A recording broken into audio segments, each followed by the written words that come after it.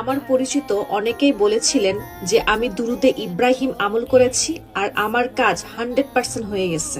আমি ভেবেছিলাম আমিও দুরুদে ইব্রাহিম ওজিফা করব। বিশ্বাস করেন, যেদিন আমি দুরুদে ইব্রাহিম আমল করা শুরু করেছিলাম তার চতুর্থ দিনে আমার কাজ হয়ে গেছে, যেই কাজটা গত 1 বছর ধরে বন্ধ ছিল। এখন প্রশ্ন হলো, আপনি কিভাবে দুরুদে ইব্রাহিম আমল করবেন এবং আল্লাহর কাছে দোয়া চেয়ে আপনার সমস্যা দূর করবেন এবং আপনার প্রয়োজন পূরণ করবেন। আপনি একটা দিন ধরে দুরুদে ইব্রাহিম পাঠ করার নিয়ত করবেন।